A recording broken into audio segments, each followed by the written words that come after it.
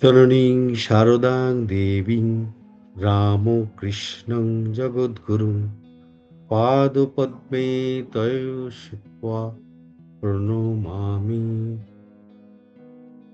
মুহুর্মুহুর্। ওং স্থাপকায় চ ধর্মস্য সর্বধর্মস্বরূপিণে অবতার বরিষ্ঠায় রামকৃষ্ণায় তে নমো। নমঃ শ্রী জ্যোতিরাজায় বিবেকানন্দ সুরয়ে সচ্চিৎসুখ স্বরূপায় স্বামিনে তাপহারিণে। নমস্কার।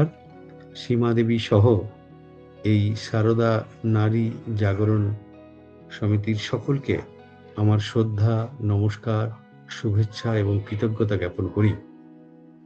এমন একটি সুন্দর অনুষ্ঠান আপনারা অনলাইনের মাধ্যমে এখনো চালিয়ে যাচ্ছেন, যখন সবাই অফলাইনের নতুন প্রেক্ষাপটে করোনার পরে সবাই আবার নিজের স্রোতে ফিরে এসেছে।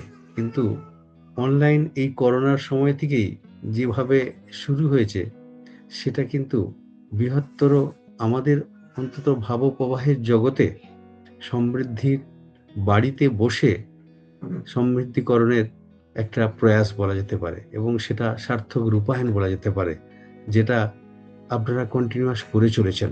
সাধুদের সাথে, বিভিন্ন বক্তাদের সাথে যেভাবে ইন্টারেক্ট করে আপনাদের বৃহত্তর এই ভাবপ্রবাহে যুক্ত শত্রুমণ্ডলীকে আপনারা সমৃদ্ধ করেছিলেন, সেটাকে আমি অন্তত কুর্নিশ জানাই আপনাদের সকল প্রতিনিধিদের। খুব আনন্দ লাগছে। আনন্দ শুধু নয়, আমার নিজেরও একটা ঋদ্ধতার সুযোগ আসে। অনেক সাবজেক্ট নিয়ে আলোচনা করতে হয়। আপনারা সকলেই জানেন, এই ইউটিউবের জগতে সকলেই হয়তো আমার সাথে সামনাসামনি পরিচিত না হলেও এই মিডিয়ার মাধ্যমে পরিচিত হয়ে রয়েছেন। আমার বিভিন্ন সাবজেক্ট নিয়ে আলোচনা করার মূলে আমি জানতে চেষ্টা করি, কি করে নতুনত্বের সন্ধান দেয়া যায়। ঠাকুরের ৫০ বছরের জীবন, মায়ের ৬৭ বছরের জীবন, স্বামীজির মাত্র ৩৯ বছরের জীবনের অল্প অল্প জায়গায় যেটুকু পাওয়া যায়, সেগুলিকে আমরা কাটাছাড়া করে, নাড়াচাড়া করে সকলের কাছে পৌঁছাবার চেষ্টা করি। নতুনত্বের সন্ধান আমার কাছে চিরকালই একটা যেন নতুন উদ্যমের প্রয়াস বলতে পারেন। সেক্ষেত্রে এই যে ইতিহাসটা আপনাদের সামনে আমি তুলে ধরার চেষ্টা করছি, এই ইতিহাস আসলে রামকৃষ্ণ প্রবাহের ওই দক্ষিণেশ্বর তপোবন যদি আমাদের গোমুখী ভাবপ্রবাহের উৎসস্থল হয়, সেই গোমুখের ধারাবাহিকভাবে সেই গোমুখ থেকে এই ভাবধারা, শ্রীরামকৃষ্ণ ভাবধারা, তার উদার ভাবধারাটি ক্রমশ কাশীপুর থেকে তার প্রবাহটি বেগবান হয়। কাশীপুর থেকে বরানগর, বরানগরে আমরা এতদিন পর্যন্ত আলোচনায় ছিলাম। সেটি ১৮৮৬ খ্রিস্টাব্দের ১৯শে অক্টোবর থেকে আমরা দেখব ১৮৯২ খ্রিস্টাব্দের ফেব্রুয়ারি মাসের ফার্স্ট উইক পর্যন্ত এই বরানগরে ৬ বছর তারা কাটিয়েছেন, কি কৃচ্ছ সাধন করেছেন। তার পরের অধ্যায়ে আমরা আজকে প্রবেশ করব, সেটি হচ্ছে আলমবাজার মঠ, যেটি রিসেন্টলি আপনারা জানেন ১২ই জানুয়ারি সম্পূর্ণভাবে আত্মপ্রকাশ করেছে রামকৃষ্ণ মঠ মিশনের পুনর্জীবন ইতিহাসের ২য় অধ্যায়। তাই যদি আমাদের সামনে ওই ১ম অধ্যায় যদি কাশীপুর হয়, ২য় অধ্যায়, ১ম অধ্যায় যদি আপনি তপোবনকে শুরু করে দক্ষিণেশ্বর পাবেন, ২য় অধ্যায় অবশ্যই কাশীপুর, ৩য় অধ্যায় বরানগর, আমার ভাষায় ৪র্থ অধ্যায় আলমবাজার, এরপরে নীলাম্বর বাবুর বাগানবাড়ি, তারপরে আমরা বেলুড় মঠে পৌঁছাবো এই তীর্থযাত্রায়। আপনারা প্রত্যেকেই কিন্তু এই রোমারলার ভাষায় এটি আত্মার তীর্থযাত্রা। আপনারা সকলে সেই তীর্থযাত্রায় অংশগ্রহণ করেছেন। আপনারাও আমার সাথে সমৃদ্ধ হচ্ছেন। আমার এই তীর্থযাত্রাতে উপস্থিত হওয়ার আগে আমাকে অনেক পড়াশোনা করতে হয়েছে। অনেক প্রত্যেক দিনকার ১৬-১৭টি মাসের লেকচার থাকে। তার পাশাপাশি এই ধরনের আলোচনাগুলোতে একটু বেশি নিজেকে পড়াশোনা না করলে কিন্তু আপনাদের কাছে পৌঁছানো যায়নি। তাই এই গোমুখী উৎস থেকে যদি আমরা দক্ষিণেশ্বর থেকে ধীরে ধীরে এগিয়ে দেখি, এই যে আমরা এখন ধীরে ধীরে সমুদ্রের দিকে পৌঁছাচ্ছি যদি বলি, সেই গোমুখ থেকে গঙ্গা প্রবাহিত হয়ে আমরা আস্তে আস্তে সেই মহাসাগরে পৌঁছাবো। আজকে শ্রীরামকৃষ্ণ ভাবধারা যে সাগরে পৌঁছেছে আমাদের, এই গোমুখ উৎসের যে ধারা, সেগুলোর কিছুটা আপনারা আস্বাদন করেছেন আমার কাছ থেকে। আমার বড় ভালো লাগছে এমন একটি সময়ে ওই পেছনের ইতিহাসে আমরা যাচ্ছি। সেই সময়টি ফেব্রুয়ারি মাস। এই ফেব্রুয়ারি মাসটা ভীষণ, ভীষণ সিগনিফিক্যান্ট রয়েছে এই ভাবধারার সাথে। যদি দেখেন, এই ১লা ফেব্রুয়ারি লাটু মহারাজের জন্মদিন দিয়ে আমরা পালন করেছি এবং ৬ই ফেব্রুয়ারি ঠাকুরের যে প্রণাম মন্ত্রটি বললাম, সেটি ৬ই ফেব্রুয়ারি নীলাম্বরবাবুর বাগানবাড়িতে নয়, এটি হচ্ছে আমাদের এই যে হাওড়াতে রামকৃষ্ণপুরে আমাদের বিখ্যাত যে ভদ্রলোক নবগোপাল ঘোষ, তার বাড়িতে স্বামী বিবেকানন্দ পাশ্চাত্য থেকে ফিরে আসার পরে তার প্রণাম মন্ত্রটি তিনি স্বঘোষিত বা স্বগতোক্তির মতো উচ্চারণ করেছেন। কোনো লিখিত এই প্রণাম মন্ত্রটি ছিল না। সেটি ৬ই ফেব্রুয়ারি হয়েছে। আমরা জানি আজকে আমরা ৯ই ফেব্রুয়ারিতে অবস্থান করছি। আর এমন একটি সময়, আমি গতকাল মিদনাপুরে ছিলাম একটি বড় অনুষ্ঠানে। স্বামী লোকোত্তরানন্দজি কামারপুকুরে এবং ঘাটাল মিশনের স্বামী নিহিতানন্দজির সাথে একটি বিশাল বিদ্যাসাগরের জন্মস্থানে থেকে ম্যারাথন দৌড় এবং তারপরে অবশেষে ধর্মসভা কাম সংস্কৃতি উৎসবে অংশগ্রহণ করেছিলাম। সেই যাওয়ার পথে, ভোরে যাওয়ার পথে আমি লক্ষ্য করছিলাম এই সময়টা প্রাকৃতিক যে সুন্দর একটা সৌন্দর্য, সেটা আমার মন প্রাণ কেড়ে নেয়। ভোরবেলা যাওয়ার সময় দেখছিলাম যে দূরে সূর্য উদয় হচ্ছে, তার রক্তিম আভা আবাহিত হচ্ছে শিমুল পলাশের সুন্দর রঙের সাথে মিলে যাচ্ছে ভোরের আকাশের পরিবেশটি। তারপরে সুগন্ধ ভেসে আসছে আকাশে বাতাসে থেকে, আমের মুকুল, কোকিলের ডাক, তার সাথে লিচুর মুকুল, এগুলি পরিবেশকে এত সুন্দর করে দিচ্ছে, মোহিত করে দিচ্ছে। আর কোকিলের ডাক, পুরনো গাছগুলি থেকে শুকনো পাতাগুলি ঝরে ঝরে পড়ছে। তখন আমার মনে হচ্ছিল শ্রীরামকৃষ্ণদেব এমন একটি সময়কে বেছে নিলেন তিনি পৃথিবীতে আবির্ভাবের জন্য। সেটি এই ফেব্রুয়ারি মাস, ১৮ই ফেব্রুয়ারি ১৮৩৬ খ্রিস্টাব্দে তার আবির্ভাব। শুধু সেই আবির্ভাব নয়, আমরা দেখব তার আগেই শিবরাত্রি রয়েছে। শিবরাত্রিটিও নর্মালি ফেব্রুয়ারি মাসেই হয়ে থাকে। এই শিব চতুর্দশী যেটিকে বলা হয়, সেই শিবরাত্রিও এই ঠাকুরের জন্মতিথির ঠিক দুদিনে আগে। আমরা জানি ঠাকুরের জন্ম হয়েছিল ১৮৩৬ খ্রিস্টাব্দের শুক্লা দ্বিতীয়াতে। এই শুক্লা দ্বিতীয়া, ফাল্গুনের শুক্লা দ্বিতীয়া, তিনি বলতেন, তাকে যখন জিজ্ঞাসা করা হতো আপনার জন্মদিন কবে, তখন তিনি বলতেন, বাপেরা বলে দ্বিতীয়ার চাঁদে আমার জন্ম। সেই দ্বিতীয়ার চাঁদ আজকে প্রতি বছর যেভাবে উদযাপিত হচ্ছে, বিশ্বময় যেভাবে ছড়িয়ে পড়েছে, তার উৎসব, তার পরের রবিবারটি সাধারণ উৎসব হিসেবে বেলুড় মঠ বিখ্যাত হয়ে রয়েছে। শুধু কি তাই, আমরা যদি ঠাকুরের জন্মতিথির পরের ওই সপ্তাহটিকে যাই বা ওই পক্ষটিতে যাই, ওই পক্ষের শেষে কার আবির্ভাব বলুন তো? দোল পূর্ণিমা, চৈতন্যদেবের জন্মদিন। অতএব এই দেখুন, ঠাকুর ওই পক্ষকে বেছে নিলেন। শিবরাত্রি থেকে, শিবের অংশ থেকে তার জন্ম শিবরাত্রি, তারপরে তার শুক্লা দ্বিতীয়াতে তার জন্ম, ওই পূর্ণিমাতে চৈতন্যদেবের আবির্ভাব। তারপরে এগিয়ে চলুন, আবার দেখবেন এই ফেব্রুয়ারিতেই শ্রীরামকৃষ্ণদেবকে পৃথিবীর মানুষের সান্নিধ্য দেওয়ার জন্য ১৮৮২ খ্রিস্টাব্দে যে মানুষটি এসে পৌঁছেছিলেন, তার নাম মাস্টারমশাই সিমো। তিনি তার কলম ধরেছিলেন এবং শ্রীরামকৃষ্ণদেবের সামনে আবির্ভূত হয়েছিলেন দক্ষিণেশ্বরে। সেদিনটিও ২৬শে ফেব্রুয়ারি ১৮৮২। অর্থাৎ এই ফেব্রুয়ারি মাসটা জুড়েই আমার এত সুন্দর একটা বাতাবরণ শ্রীরামকৃষ্ণ কেন্দ্রিক হয়ে রয়েছে, সেটা আমাকে যেন ভীষণ ভীষণভাবে আলোড়িত করে। এই গোমুখ থেকে গঙ্গোত্রীতে যাওয়ার পথে এই ভাবধারায় আমি যদি গঙ্গোত্রী যদি বলি, এই গঙ্গোত্রীটি হচ্ছে আমার কাছে আজ বেলুড় মঠ। সেখান থেকে শ্রীরামকৃষ্ণ ভাবধারা স্বরূপ এই বিশাল রামকৃষ্ণ ভাবধারার সাগরটি বিশ্বের মানব জাতির কাছ থেকে আজ দূরে নেই। সেই শ্রীরামকৃষ্ণদেবের আধ্যাত্মিক জীবনধারাটিকে বিশ্বের মানুষের কাছে একদম আকাশ থেকে, অর্থাৎ বেলুড় মঠ থেকে সেই আকাশের বাড়ি বর্ষণের মতো বিশ্বের মানুষের কাছে পৌঁছে যাচ্ছে এই গোমুখ থেকে গঙ্গোত্রী রূপ ধারণ করে।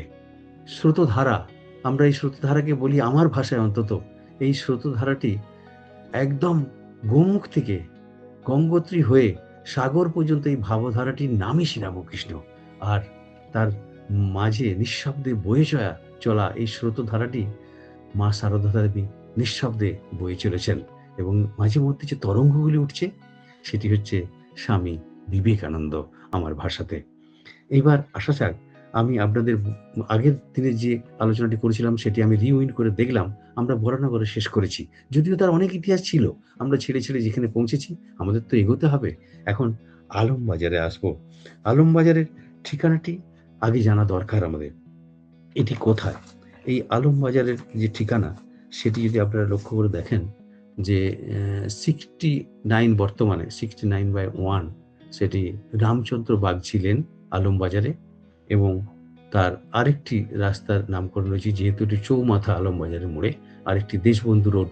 সেই দেশবন্ধু রোড এবং রামচন্দ্র বাগচি লেনের যে সংযোগস্থল, সেখানে এই আলমবাজার মঠটি। আলমবাজার সম্পর্কে যদি আমাদের জানতে ইচ্ছে করে, আলমবাজার সম্পর্কে আমাদের এই শাহ আলম বলে একজন বিখ্যাত মোহামেডান অঞ্চল, ওই ইসলাম ধর্মীয় মানুষরা ওখানে বসবাস করেন অনেকে। আমরা জানি মোল্লাপাড়ার গল্প আমরা কথার মধ্যে পেয়েছি, আমরা অন্যান্য লীলা প্রসঙ্গে পেয়েছি।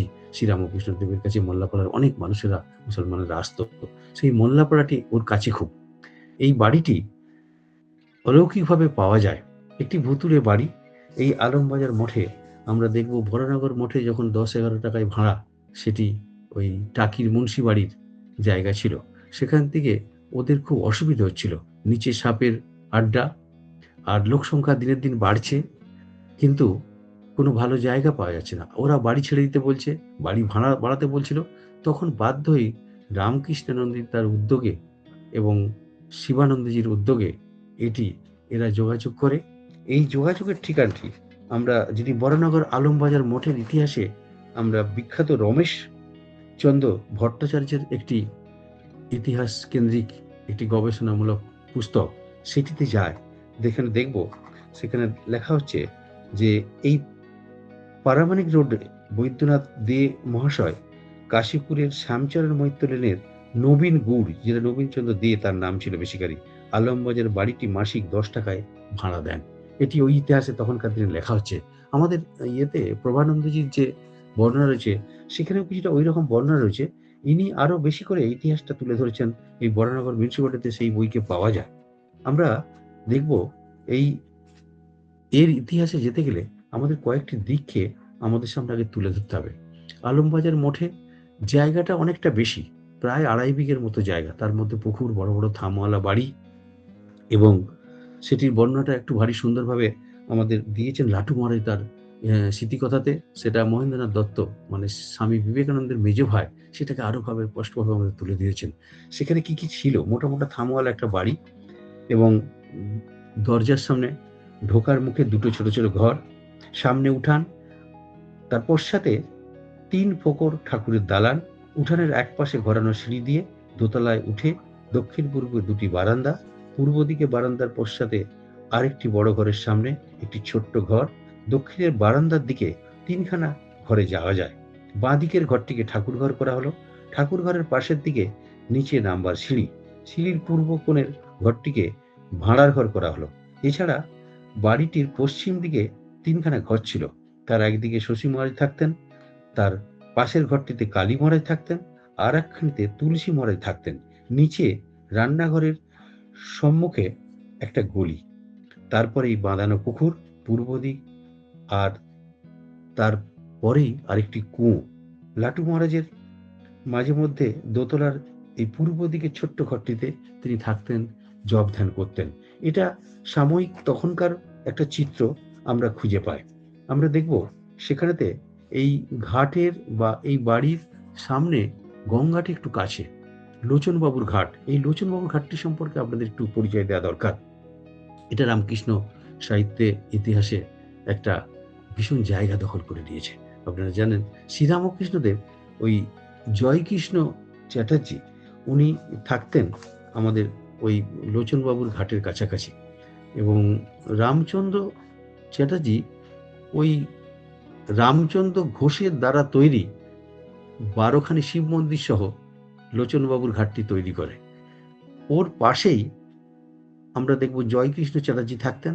তার ছেলে রাম চ্যাটার্জি শ্রীরামকৃষ্ণদেবকে মাঝে মধ্যেই নিয়ে এসে, বিশেষ করে যখন দক্ষিণেশ্বরের মন্দিরটি প্রতিষ্ঠিত হয়, তখন শ্রীরামকৃষ্ণদেব, আপনাদের ইতিহাসে জানা আছে যারা এই সাহিত্যের মানুষ, তারা জানেন যে শ্রীরামকৃষ্ণদেব দক্ষিণেশ্বরের প্রথমের দিকে কৈবর্তের অন্ন ওই দক্ষিণেশ্বরের মন্দিরে খেতেন না। তিনি সপাকে পরে বানিয়ে খেয়েছেন। আর ওই উৎসবের দিনেও তিনি কলাই ভাজা এইসব বিভিন্ন ভোজ্য দ্রব্য বাইরের ওই আলমবাজার পর্যন্ত হেঁটে এসে ওখান থেকে সংগ্রহ করে খেয়েছেন। আর পরবর্তীকালে ওই মন্দিরে তিনি আসার সময় দাদার সাথে থাকতেন ঠিকই, তিনি কি করতেন বলুন তো? ওই রাম চ্যাটার্জির বাড়িতে এসে, জয়কৃষ্ণ চ্যাটার্জির ছেলে, পরবর্তীকালে সেই বিশাল বাড়ি ওদের, সেই বাড়িতে এসে তিনি অন্ন গ্রহণ করতেন ব্রাহ্মণ পরিবারে। এটার একটা ইতিহাস রয়েছে। এনিহাও, সেই ইতিহাসের থেকে আমাদের বড় কথা যে আমাদের আসা দরকার যে তৎকালীন ওইখানে কারা কারা ছিলেন, ওই বাড়ির ঘটনাগুলি কি কি, সেগুলো আমাদের সংক্ষেপে বর্ণনা করতে হবে। এই বাড়ির জায়গা প্রশস্ত হওয়ার জন্য প্রয়োজন ছিল। বাড়িটি একটি ভুতুড়ে বাড়ি। তারা এত অল্প টাকায় বাড়িটিকে ভাড়া দিল, কারণ তার একটা ইতিহাস রয়েছে। বাড়িতে ঢোকার মুখে ডান দিকের ঘরটিতে দুজন পরপর আত্মহত্যা করে। ফলে এই বাড়িতে কেউ ভাড়া নিতে চাইছিল না। তারা বাধ্য হয়ে এই বাড়িটিকে অল্প টাকায় ভাড়া দিয়ে দেয়, এবং রামকৃষ্ণ মঠ ধারার ভাবধারার মানুষেরা বা সাধুরা, তারা তো ক্লিষ্ট সাধন করছে, তাদের কাছে অর্থ তো খুব বেশি নেই। তারা খুব আনন্দের সাথে ওই বাড়িটিতে তারা আশ্রয় পেয়ে ধন্য হলো। আমরা ভূতেদের তো দল, আমরা ভূতেদের সাথে থাকতে আমাদের অসুবিধে কোথায়? তারা এসে হাজির হলো এই ভূতের আড্ডায় বলা যেতে পারে। অনেক ইতিহাস রয়েছে, সেগুলোতে আমরা আসবো পরে, পরে।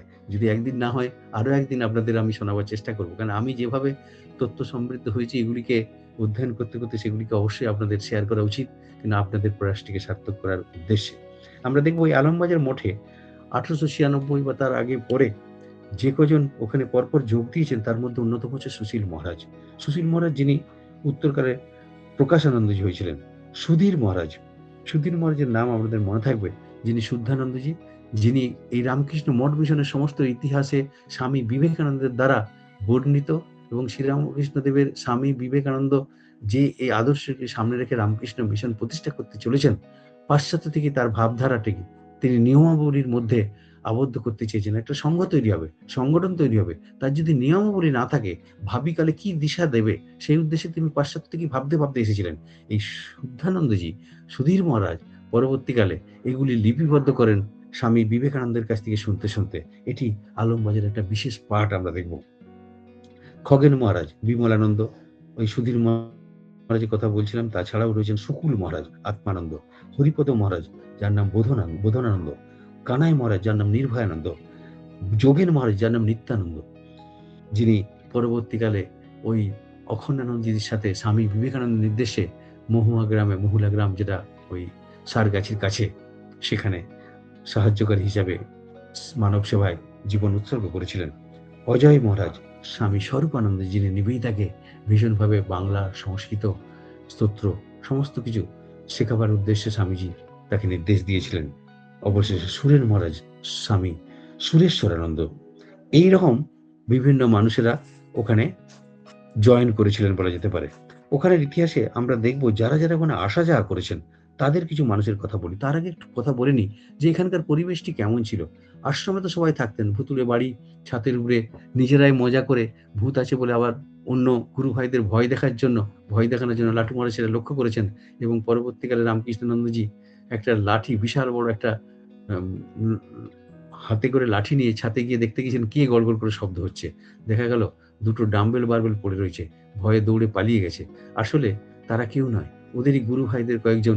এই ভুতুড়ে বাড়ির প্রত্যেকের কাছে এই ভূত আছে, আমরাই ভূত, কিম্ভূত কিমাকার, এইরকম পরিচয়টা নিজেদের মধ্যে যেন আলোড়ন সৃষ্টি করার জন্য, আনন্দ উপভোগ করার জন্য এগুলি মজাদার কাহিনীগুলি ঘটতো। আমি এর মধ্যে আরো মজাদার কাহিনীগুলি এখানে আস্তে আস্তে নিয়ে আসবো।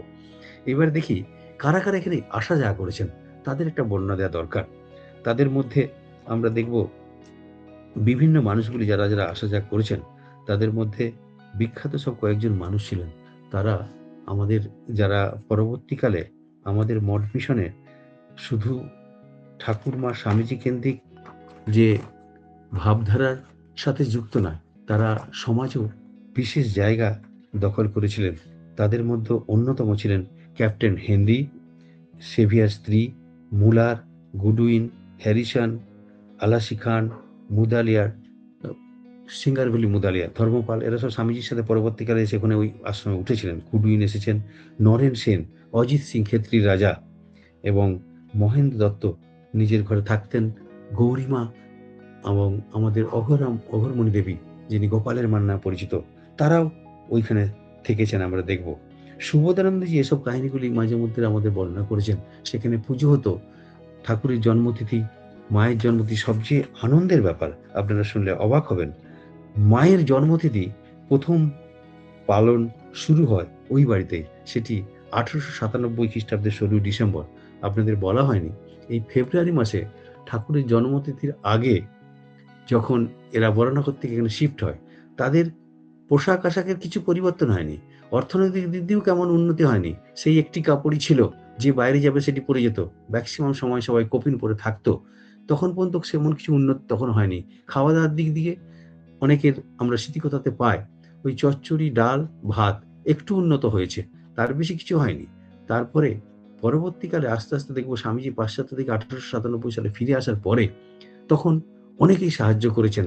তার মধ্যে অন্যতম যিনি ওই আশ্রমের মধ্যে, তখন বলরাম বসু চলে গেছেন, মাস্টারমশাই আছেন ঠিকই, মাস্টারমশাইয়ের লেখনীতে কথামৃত আমরা পাবো, কিন্তু যারা যারা সুরেন মিত্তি সব চলে গেছে।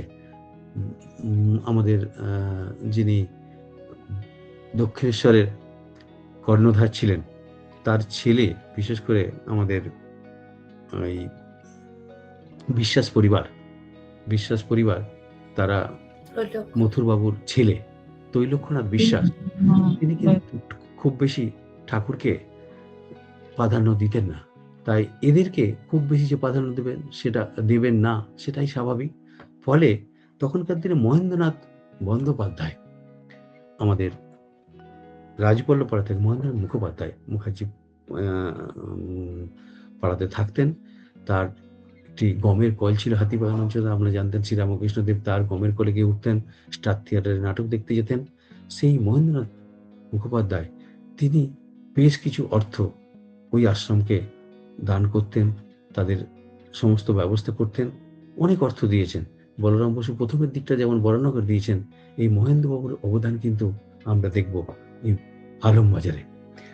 এইবার আসা যাক, যারা যারা এর মধ্যে ওখানে এসেছেন, থেকেছেন, সমস্ত কিছু সাহায্য করেছেন, তাতে আরেকটি দিক আমাদের তুলে ধরা দরকার।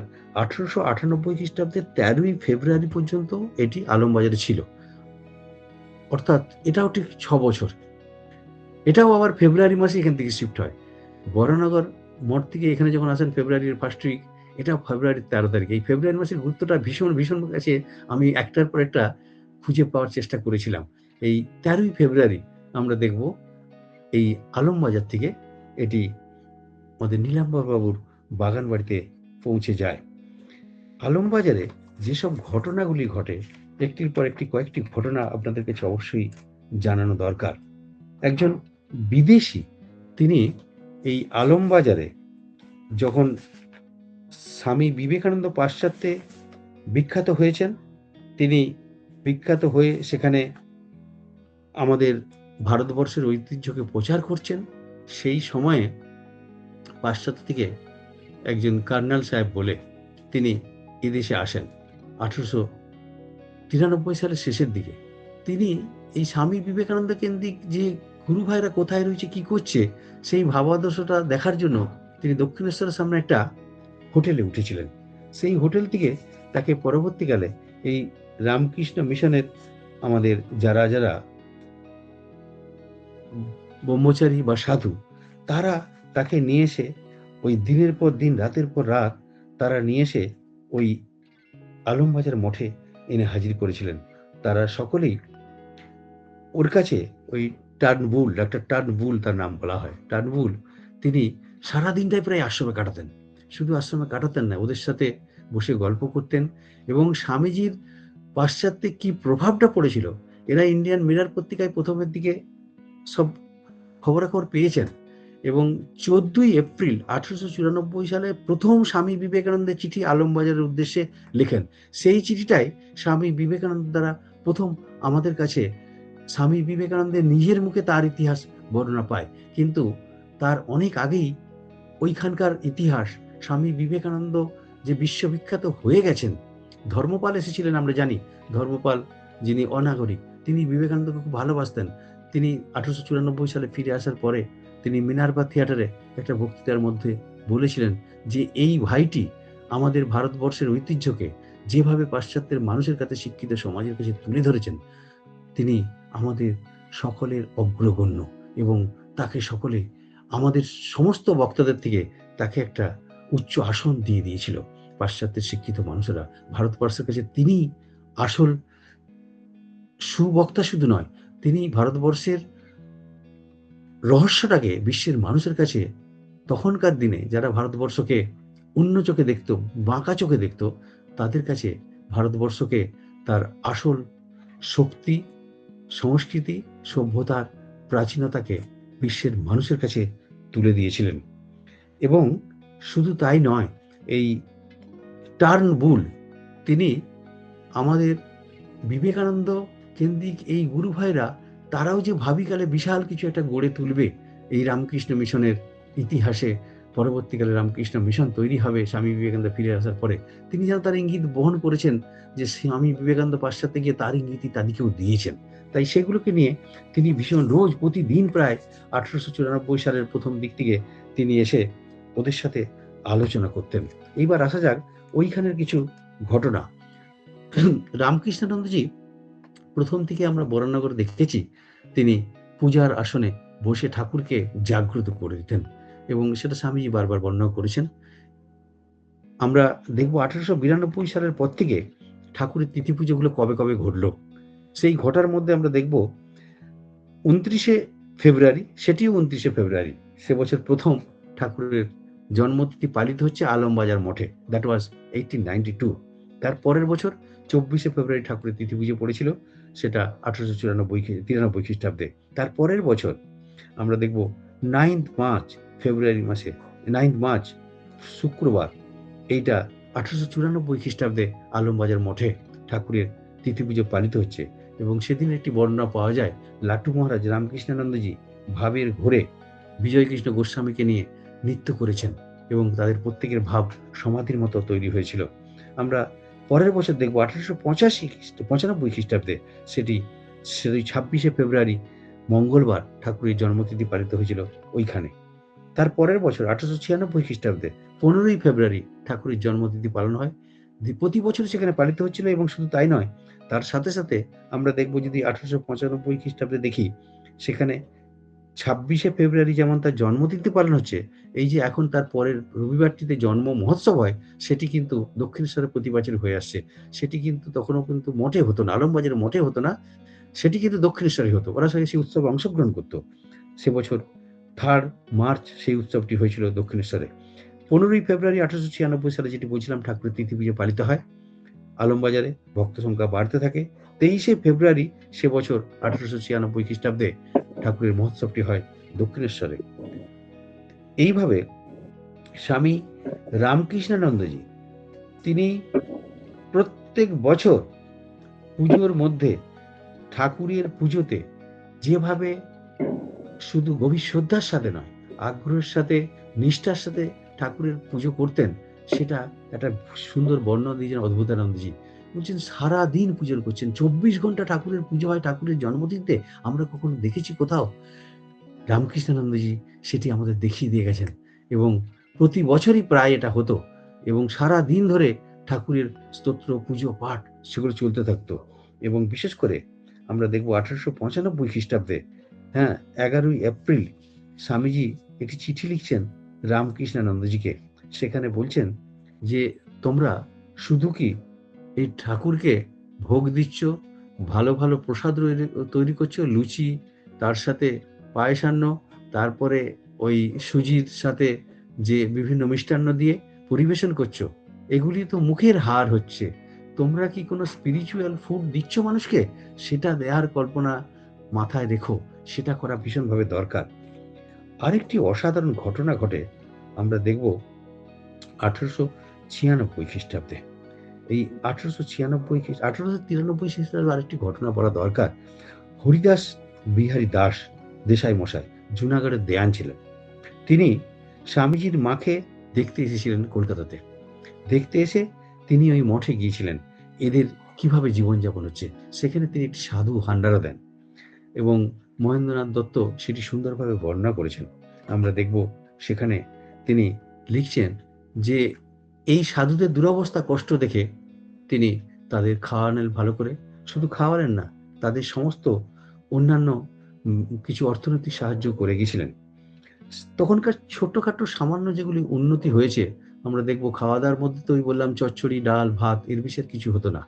আর সবচেয়ে মজার ব্যাপার, কেউ কোনো দিন পাড়া প্রতিবেশী থেকে বা কেউ যদি একটু দুধ দিয়ে যেত, সেই দুধটাকে তারা আনন্দের সাথে উৎসবের সাথে খেত ভাগ করে। যে অসুস্থ তাকে একটু বেশি দেওয়া হতো, বাকি সকলে সেই দুধটা তারা এমনভাবে ভাগ করে খেত, খেয়ে বলতো যতটুকু ভাগে পেত, পেয়ে বলতো যে বল পেয়েছি, আমরা প্রচুর বল পাচ্ছি। মাঝে মধ্যে যেদিন এই দুধ আসতো, খাওয়ার শেষে রাত্রিতে তারা নিজেদের মধ্যে আলোচনার মধ্যে আনতেন, বলতেন, "কি আজকে বল পাচ্ছ তো? কিছুটা বল পেয়েছো তো?" দুধটা তাদের কাছে বল এবং সেটি অনেকেই যারা ওই পাশাপাশি থাকতেন, পরবর্তীকালে এই অর্থনৈতিক সাহায্য করতেন, তারা কিন্তু এইগুলিতে আমাদিকে ভীষণভাবে সাহায্য করেছেন এই আশ্রমের ১ম দীক্ষায়। নিরঞ্জনানন্দজি তিনি ১ম এর দিকে ওই টেবিল চেয়ার, একটি চৌকি, ঠাকুরের সিংহাসন, এইগুলি তখন থেকে শুরু হলো নিরঞ্জনানন্দজির চেষ্টাতে। বিছানা তৈরি করালেন। তারপরে শ্যামবাজার থেকে এগুলি সব একটি দোকান থেকে কেনার ব্যবস্থা করেছিলেন। শিবানন্দজি তিনি ওই গিয়েছিলেন কাশীতে। সেখান থেকে তিনি আরতি হবে, ডমরু কিনতে গেলেন। সেই কিনে নিয়ে এসে প্রত্যেকদিন সন্ধ্যা আরতিতে এটি সুন্দরভাবে তারা ওটি বাজাতেন। এইবার রামকৃষ্ণানন্দজির খুব ইচ্ছে যে নাগেশ্বর চাঁপা ফুল দিয়ে ঠাকুরকে পুজো করতে হবে। অখণ্ডানন্দজির ইতিহাসে অসাধারণ দুটি ঘটনা রয়েছে। সেই নাগেশ্বর চাঁপা ফুল সে খুঁজতে বেরিয়েছেন, যেখান থেকেও আনতে হবে। খুঁজতে গিয়ে দেখলেন কোথাও পাওয়া যাচ্ছে না, ঘুঘুডাঙ্গায় পৌঁছেছেন। সেই ঘুঘুডাঙ্গা দমদমের কাছে একটি জায়গা। সেখানে সন্ধান পাওয়া গেল, সেখানে নাগেশ্বর চাঁপা রয়েছে। খুঁজতে গিয়ে বললেন, "না, এখানে নেই। তুমি ওই দমদম রোডে যাও, সেখানে যেটিকে এখন বর্তমানে 7 ট্যাঙ্ক বলা হয়।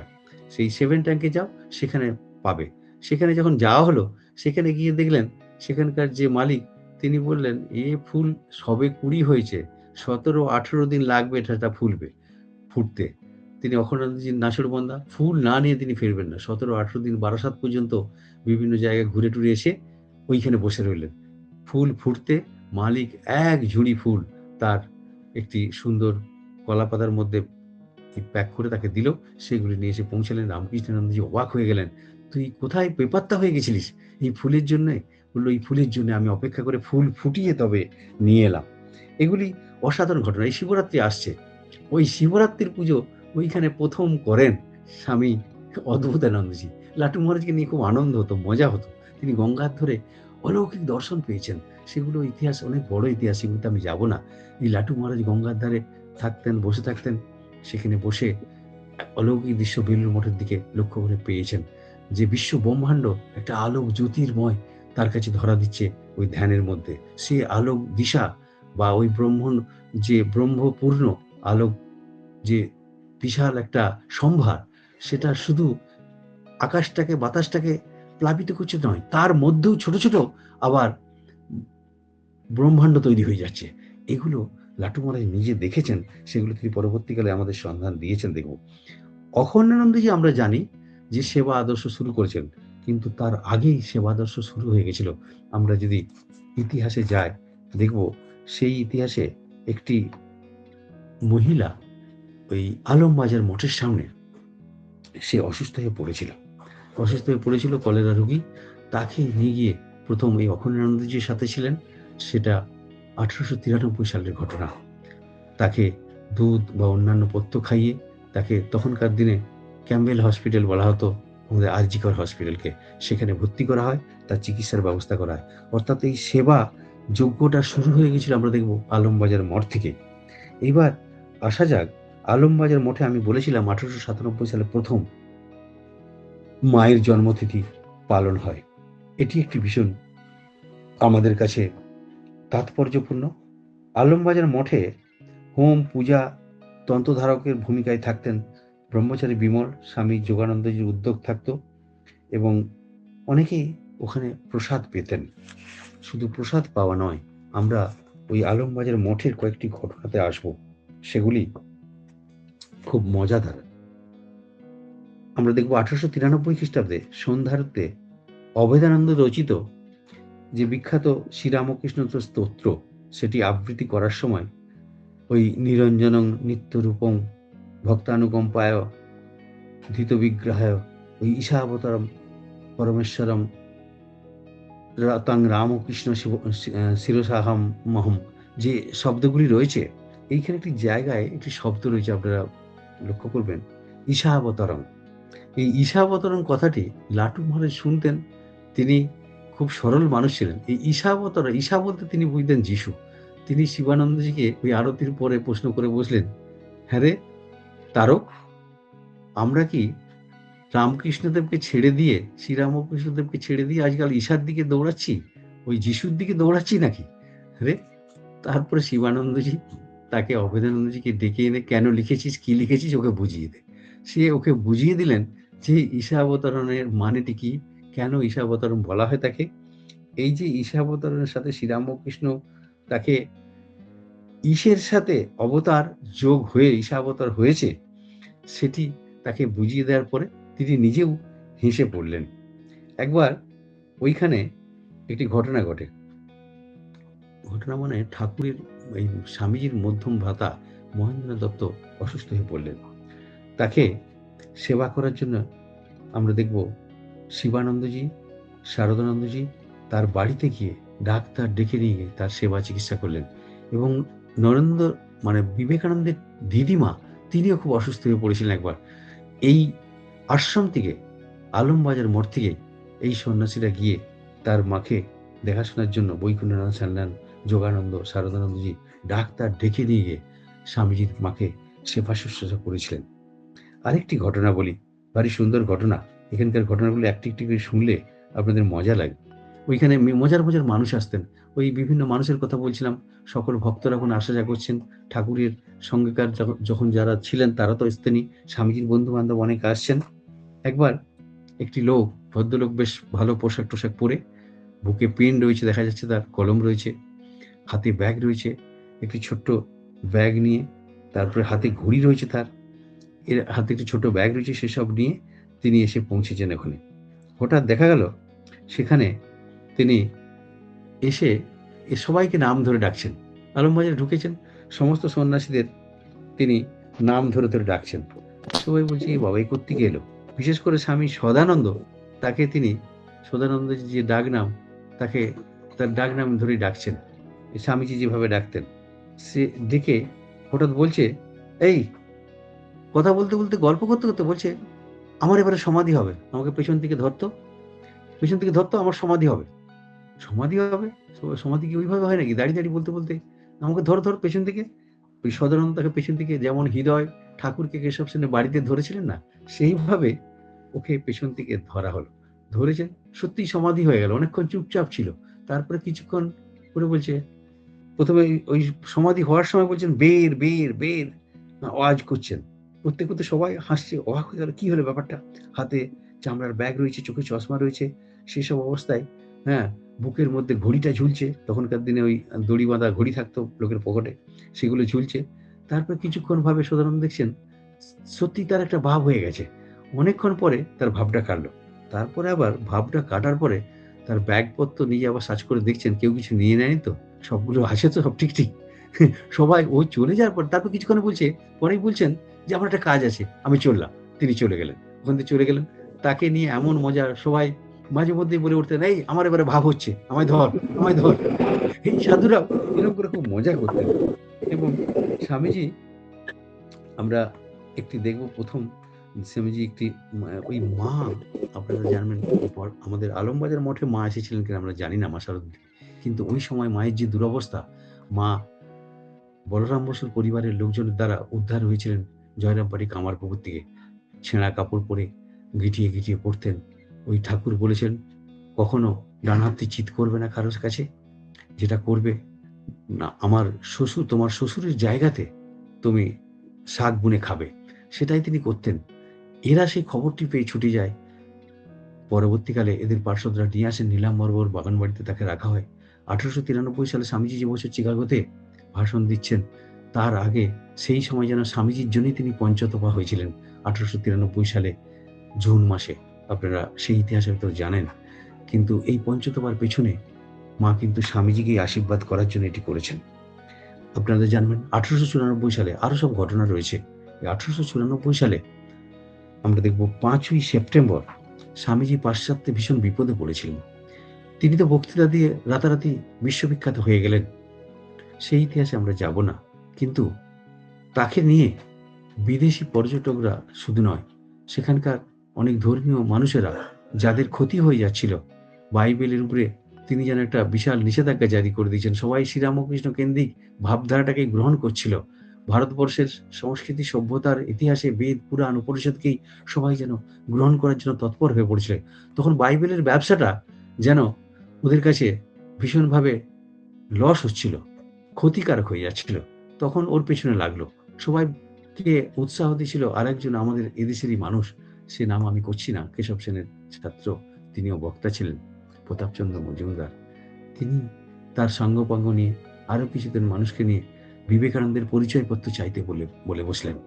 তার পরিচয় কোত্থেকে এসছে, কোন ধর্ম থেকে তিনি এসেছিলেন, সেখানকার কি সংগঠন, সেগুলো ভারতবর্ষের কোনো সেরকম সংগঠন আছে কিনা, সেগুলো জানার জন্য স্বামীজিকে বিব্রত করলেন। যেখানে যাচ্ছেন সেখানে চরম অপমানিত হচ্ছেন। তখন স্বামীজি আলাসিঙ্গা পেরুমলকে মাদ্রাজে বিভিন্ন চিঠি লিখেছেন।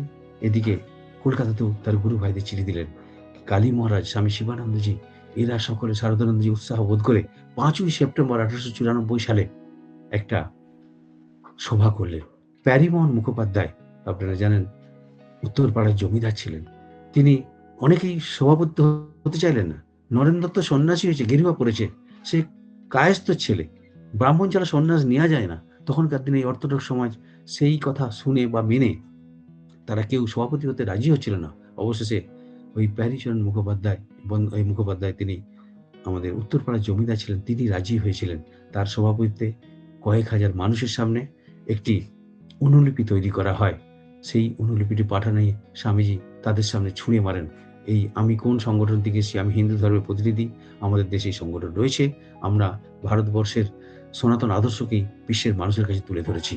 এইরকম ঠিক একইভাবে ব্যাঙ্গালোর, কুম্ভকোণম, মাদ্রাজ এবং বোম্বাই আলাসিঙ্গা পেরুমলের ইচ্ছাতে, তার আয়োজনে, সেখান থেকেও এইরকম চিঠি সমানভাবে ছুঁড়ে মারা হয় পাশ্চাত্যের মানুষকে, যারা স্বামী বিবেকানন্দকে অস্বীকার করছিলেন, শ্রীরামকৃষ্ণদেবের আদর্শকে, ভারতবর্ষের আদর্শকে অস্বীকার করতেন।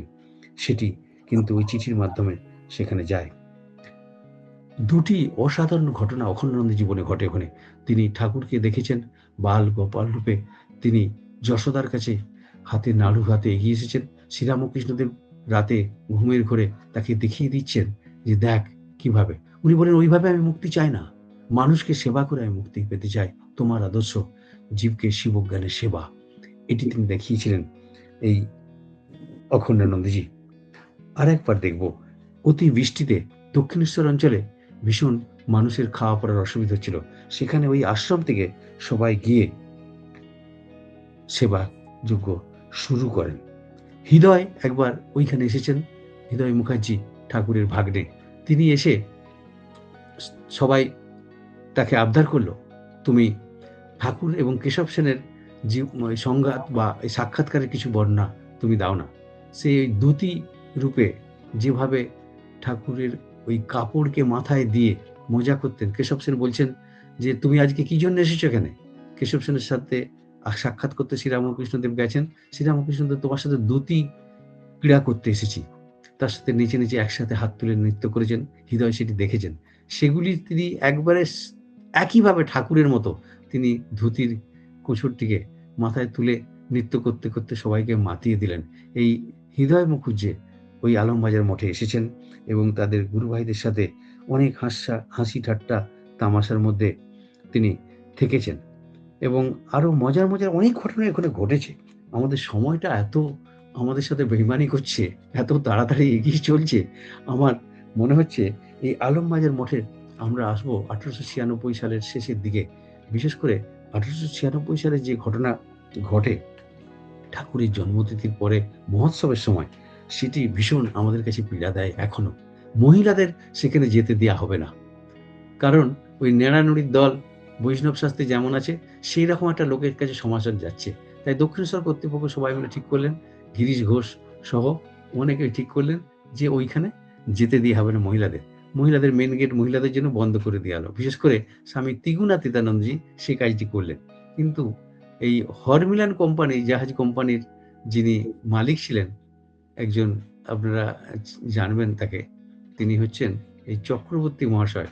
তিনি আমার বলরাম বসুর বাড়িতে পুজো আর্চার দায়িত্ব পালন করতেন। সেই চক্রবর্তী মহাশয় তিনি ওই লঞ্চ স্টিমার জাতীয় জিনিসকে চালনা করতেন। সেই লঞ্চে করে মেয়েরা হুড় করে দক্ষিণেশ্বরের ঘাট দিয়ে উঠতে শুরু করলো। বাঁধ ভাঙা স্রোত, গিরিশ ঘোষ দেখলেন আর কোনো বাঁধার জায়গা নেই, দরজা খুলে দিলেন। দুদিক দিয়ে মহিলারা আসতে শুরু করলো এবং সব নিচু জাতির মানুষেরা ওখানে যাচ্ছে এবং গণিকারা পর্যন্ত ওখানে যাচ্ছে। সেগুলো চিঠির মাধ্যমে স্বামীজির কাছে পাঠানো হলো।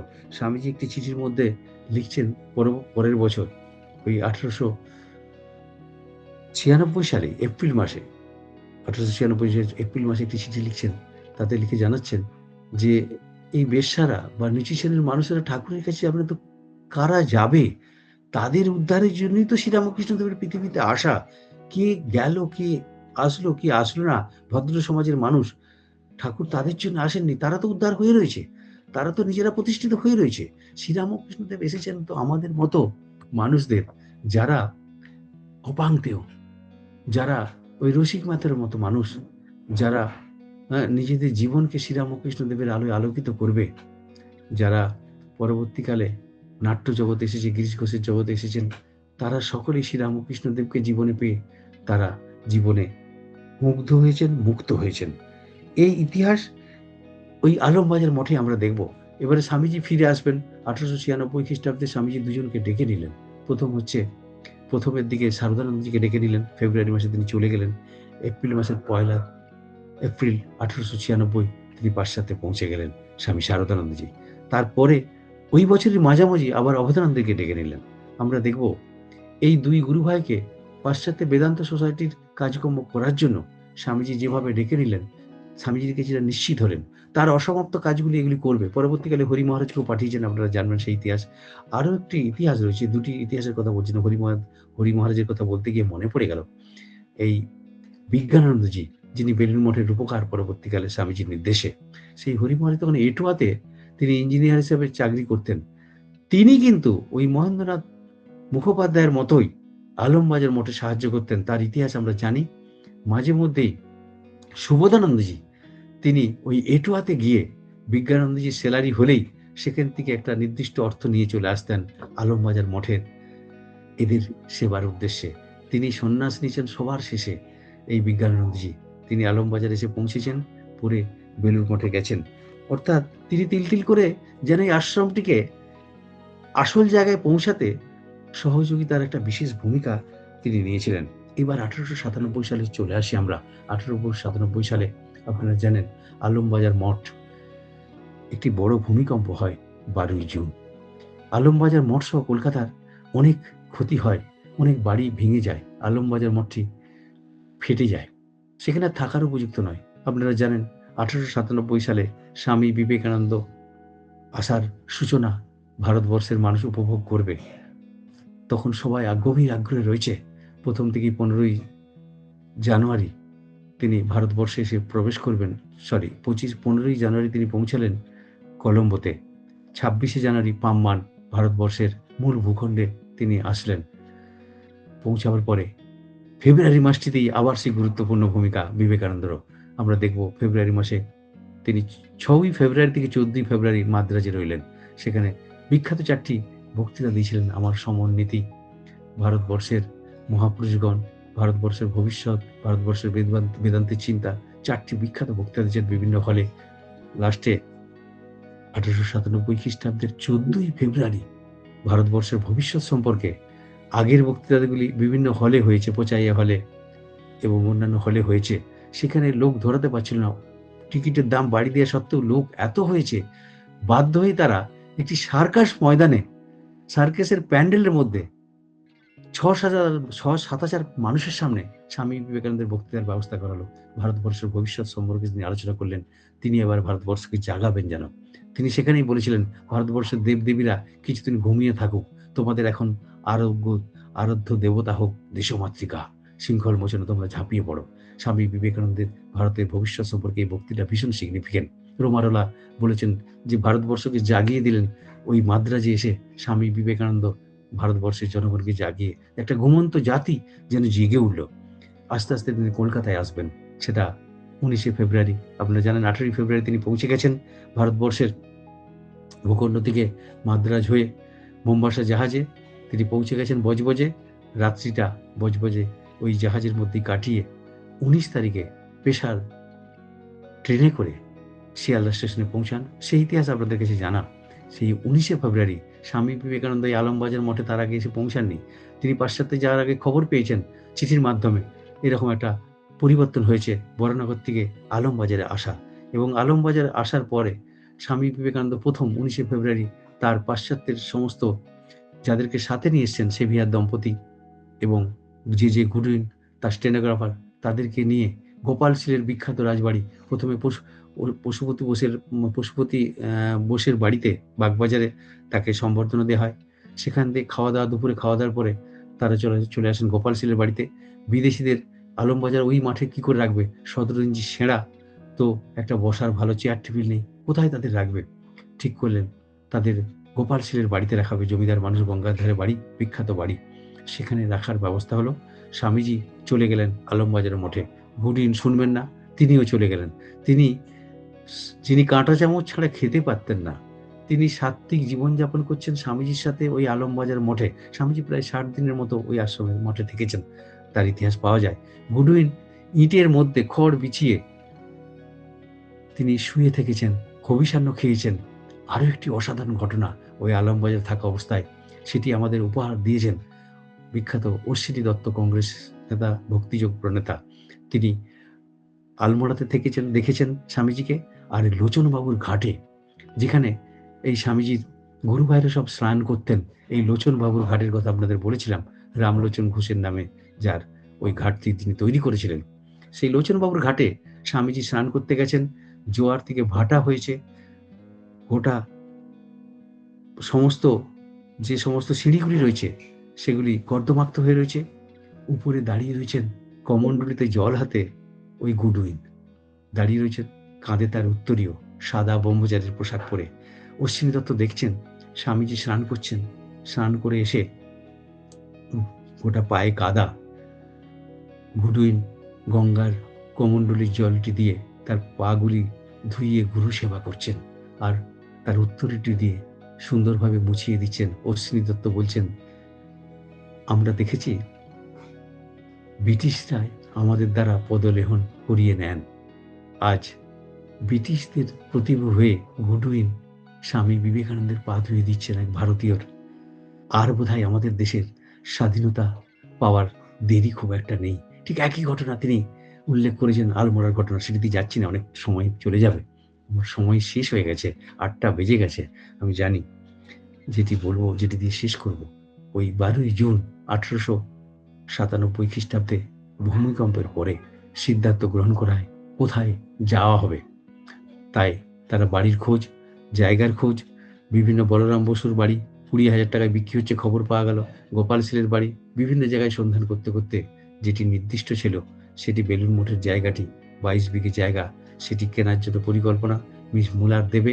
13ই ফেব্রুয়ারি তারা ওই জায়গার সুরক্ষা, দেখাশোনা এবং সেখানে মঠ তৈরি হওয়ার জন্য একটি ভাড়া বাড়িতে যেতে হবে তাদের, যেটিতে মা বহুদিন কাটিয়েছেন, মাঝে মধ্যে পঞ্চতপা হয়েছেন যেটি বলছিলাম। সেই নীলাম্বর বাবুর বাগান বাড়িতে 13ই ফেব্রুয়ারি উঠে গেল সেই মঠ। আমরা নীলাম্বর বাবুর বাগান বাড়িতে পৌঁছে গিয়ে সেই স্বামী বিবেকানন্দের আজকে আমরা যে আরতি স্তোত্রটি বা স্তোত্রটি উচ্চারণ করি, সেটির সূচনা পর্ব দেখব 1897 খ্রিস্টাব্দের পরে 1898 খ্রিস্টাব্দের 13ই ফেব্রুয়ারি স্বামী বিবেকানন্দ ওইখানে বসে প্রথম খণ্ডন ভব বন্ধন জগবন্ধন বন্দিতমায় এই অসাধারণ স্তোত্রটি রচনা করে আজ যা আমাদের ঘরে ঘরে স্তোত্রটি সন্ধ্যা আরতির বার্তা বহন করে নিয়ে আসে। বেলুড় মঠের আজকের আরতির মূল সুর সেই প্রথম 4টি লাইন রচনা করেন এবং সে বছর 1898 খ্রিস্টাব্দের ঠাকুরের জন্মতিথি পড়েছিল, সেটিও 22শে ফেব্রুয়ারি। সেদিনে প্রথম ওই খণ্ডন ভব বন্ধন জগবন্ধন বন্দিতমায় সে গানটি সূচনা হয়। পরবর্তীকালে আরও কয়েকটি লাইন যুক্ত করে আজকের পূর্ণ রূপটি আমরা পাই এবং ওং হ্রিং রুমটিও ওই ফেব্রুয়ারি মাসেই নীলাম্বরবাবুর বাগান বাড়িতেই রচিত হয়েছিল। তাই আমাদের জীবনের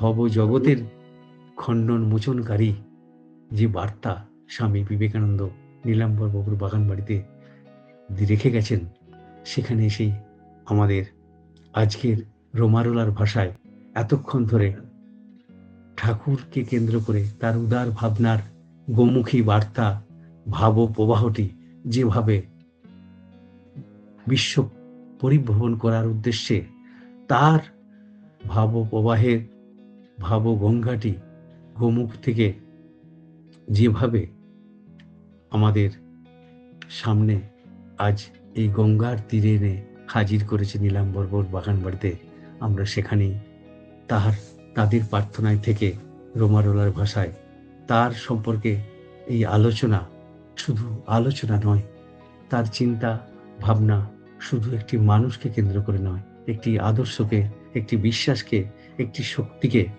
আমাদের যেন এটি আত্মার তীর্থযাত্রী রূপে এতক্ষণ ধরে আপনাদের সামনে রোমারোলার ভাষায় পরিভ্রমণ করলাম।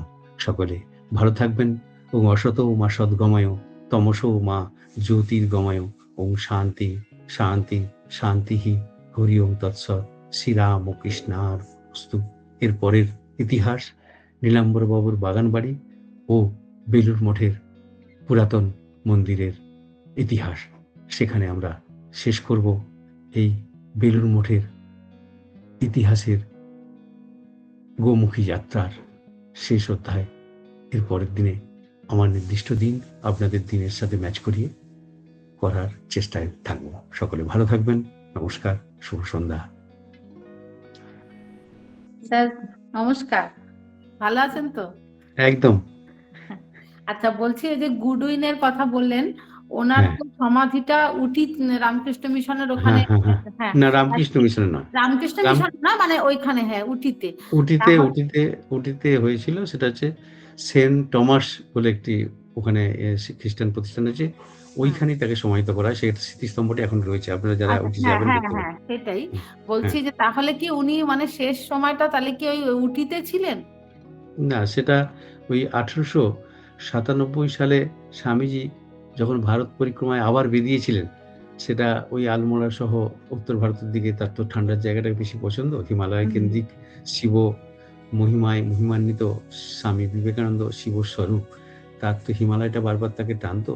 সেই হিমালয়ের দিকে যখন যাত্রা করছেন, তাকে মাদ্রাজি যুবকদের কাছে পাঠিয়েছিলেন।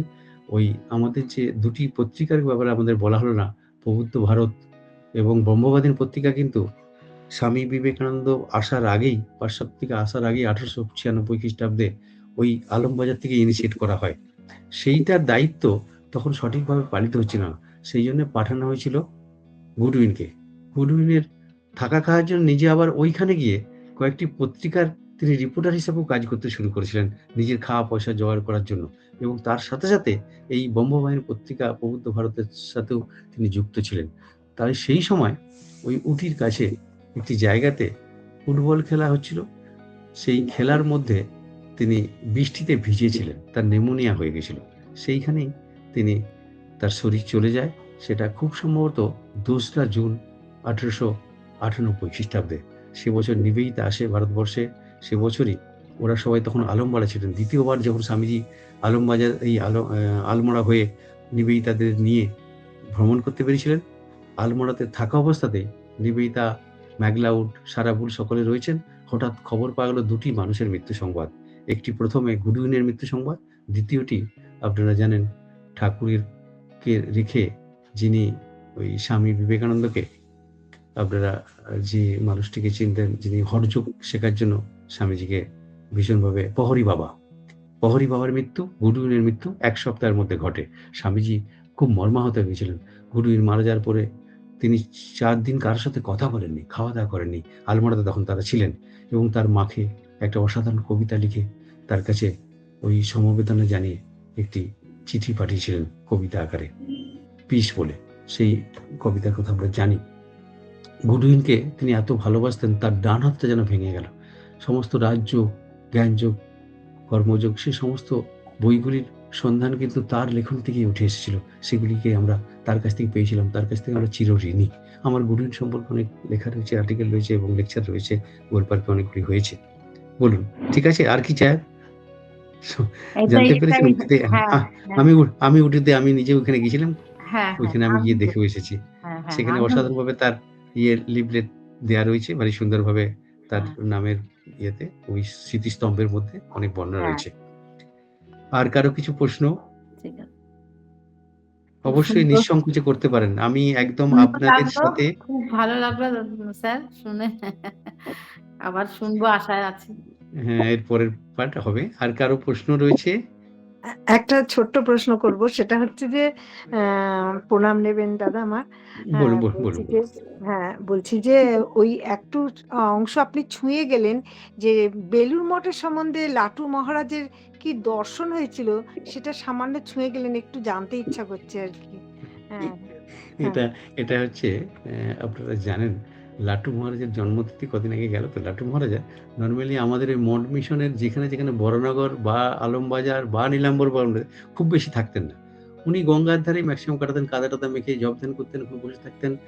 এই ছোলা ভাজা এইসব বিভিন্ন জিনিস খেতেন। মোটে খুব বেশি খাওয়া-দাওয়া করতেন না। কিন্তু লাস্টে বলরাম বসুর বাড়িটা তার খুব ভাল লাগতো। বলরাম বসুর পরিবারের ছেলেরাও তাকে ওই বিশেষ করে রামকৃষ্ণ বাবু বলরাম বসুর ছেলে। তিনি তাকে নিয়ে তার বাড়িতে নিয়ে এসে রেখেছিলেন। বললে, "আমাদের এত লোক খায়, একটা মানুষ খাবে, আপনি গঙ্গার ধারে পড়ে থাকেন কেন?" উনি গঙ্গার ধারে মাঝে মধ্যে গিয়ে বসে থাকতেন, জপ ধ্যান করতেন, রাতের অন্ধকারে সেখানে বসে থাকতেন। গঙ্গার মধ্যে তার একটা উপলব্ধি হতো এবং গঙ্গার উপরে বসে থেকেই তিনি ওই আলমবাজার মোড়ে থাকা অবস্থায় লোচনবাবুর ঘাটে বসে থেকেছেন বা আরো অন্যান্য তীরে গিয়ে বসেছেন এবং একেকটা উপলব্ধি পেয়েছেন। সেই উপলব্ধির মধ্যে সবচেয়ে বড় উপলব্ধি যেটা পেয়েছিলেন, সেটা হচ্ছে দেখতে পাচ্ছেন গঙ্গার ওপারে বেলুড় মঠের মাথার উপরে, তখন তো বেলুড় মঠ হয়নি বা হওয়ার সম্ভাবনা জায়গাও তখন ওই বেলুড় মঠকে চিন্তাই করা হয়নি। সেখানে তিনি দেখতে পাচ্ছেন উপরটা আকাশটা পুরো আলোয় আলোকিত, ব্রহ্মময় জগৎটা যেন ব্রহ্ম শক্তিতে জাগরিত হয়ে রয়েছে এবং সেটা দেখতে তিনি ভাবছেন যে উনি তপস্যা করছিলেন, জপ করছিলেন, ধ্যান করছিলেন। করতে তার এই অনুভূতিটা আসছে। আসলে তার তপস্যা, ধ্যান, জ্ঞান শ্রীরামকৃষ্ণ কেন্দ্রিক যেটা, সেটা শুধু একটা জায়গায় বা একটা মানুষের মধ্যে, একটা স্থানের মধ্যে কেন্দ্রীভূত নয়। সেটাই বোঝাতে চাইছেন ঠাকুর, তাকে দেখিয়ে দিচ্ছেন যে এটা বিশ্ব ব্রহ্মাণ্ডময় এই শক্তিটারই প্রকাশ। এটা তোমার অনুভূতির মধ্যে আসা উচিত। আপনারা জানবেন লাটু মহারাজ যখন ওই মজার ব্যাপারটা ঘটেছিল, ঠাকুর বলল, "তোর তো লেখাপড়া কিছু হলো না, কেউ তোকে পড়ায় না, তুই আয়, তোকে আমি একটু লেখাপড়া করিয়ে দিই।" তাকে ১ম এ ওই বর্ণ পরিচয়টা নিয়ে এসে, "বল ক।" ও যতবার ক বলছেন ঠাকুর, সে ততবার ক্যা বলছে। যেমন মাস্টার তার তেমন ছাত্র। সেও জীবনে কখনো পড়াশোনার জগতে, একাডেমিক জগতে প্রবেশ করেননি ঠাকুরও। তবে তিনি ঠাকুরকে যখন এই ক্যা বলছেন, যখন বলতে পারছেন না ক, তখন ঠাকুর বলছেন, "তবে তোর লেখাপড়া আর হবে না ঠিকই। তবে তোর মুখ থেকে বেদ-বেদান্ত বেরোবে। শুধু বেদ-বেদান্ত বেরার নয়, বেদ-বেদান্তের অনুভূতিটা প্রকাশ যেন ওই প্রকাশের মধ্যে আমরা লক্ষ্য করি।" তিনি বেলুড় মঠের উপরে আকাশে বাতাসে ওই ব্রহ্মস্বরূপটি দেখতে পাচ্ছেন, জাগ্রত, আলোয় আলোকিত ব্রহ্মাণ্ড, সেটা যেন বেলুড় মঠকে কেন্দ্র করেই যেন ঘটছে, সেটা তিনি দেখেছিলেন। আশা করি আপনার প্রশ্নের উত্তর কিছুটা আপনি হ্যাঁ, পেয়েছেন। হ্যাঁ, হ্যাঁ, হ্যাঁ, প্রণাম নেবেন। আর কারো কোনো প্রশ্ন?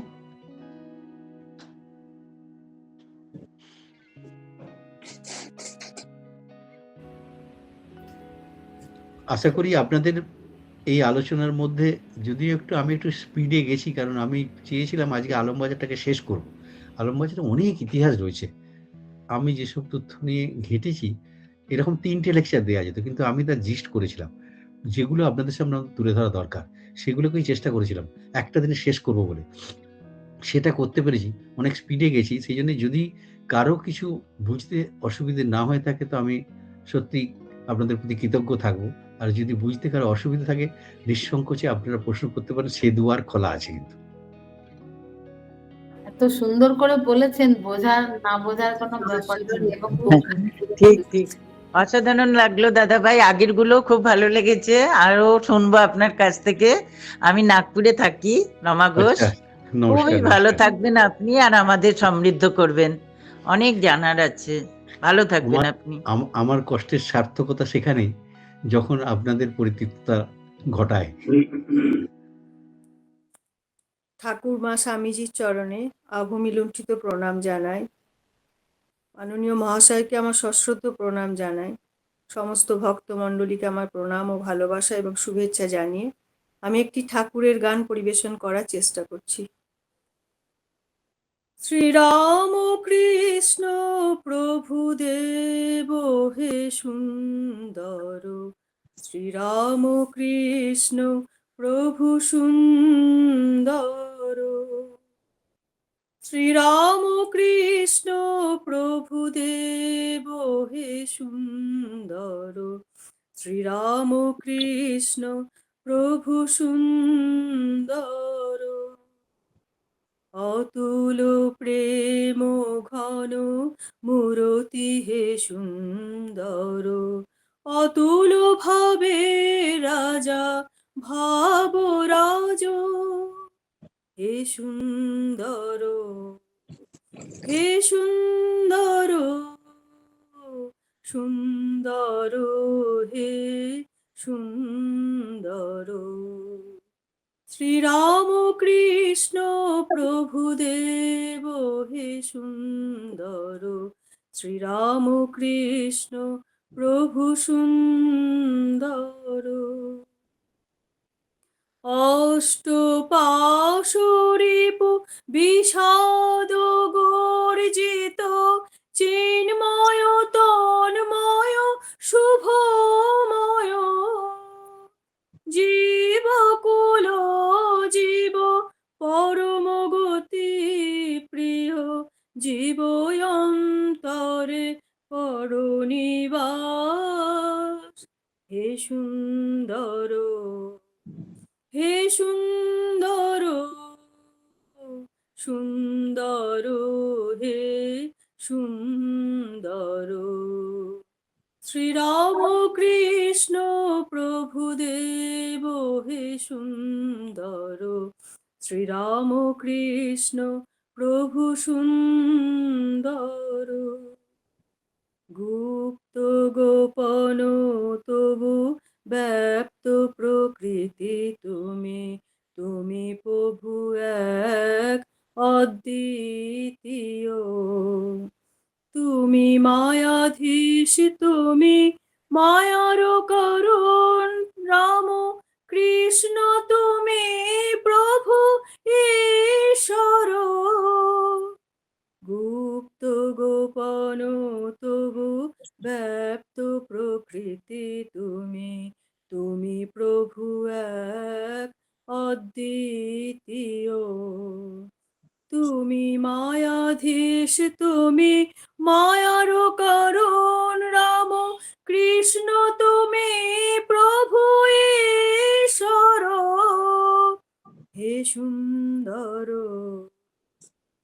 হে সুন্দর, সুন্দর, হে সুন্দর, শ্রীরাম কৃষ্ণ প্রভু দেব হে সুন্দর, শ্রীরাম কৃষ্ণ প্রভু সুন্দর, সৃজন পালন করি রক্ষা করো জীব, প্রলয় কারণ তুমি নটরাজ, শাসন প্রশ্রয় শরণ তুমি প্রভু, বরাভয় করুণ করুণাময়। সৃজন পালন করি রক্ষা করো জীব, প্রলয় কারণ তুমি নটরাজ। শাসন প্রশ্রয় শরণ তুমি প্রভু, বরাভয় তুমি করুণারাজ। হে সুন্দর, হে সুন্দর, সুন্দর, হে সুন্দর। পুরুষ প্রকৃতি তুমি ব্রহ্মময়, নির্গুণে গুণাতীত গুণময়। পুরুষ প্রকৃতি তুমি ব্রহ্মময়, নির্গুণে গুণাতীত গুণময়।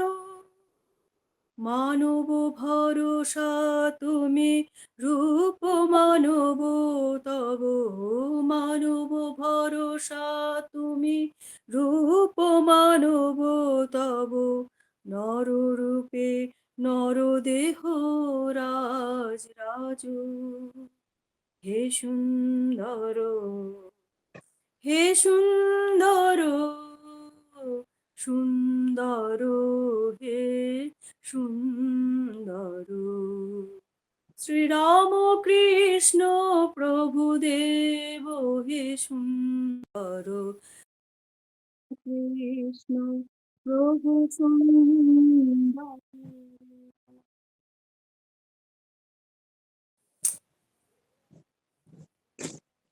জয় ঠাকুর, জয় মা, জয় স্বামীজি মহারাজ।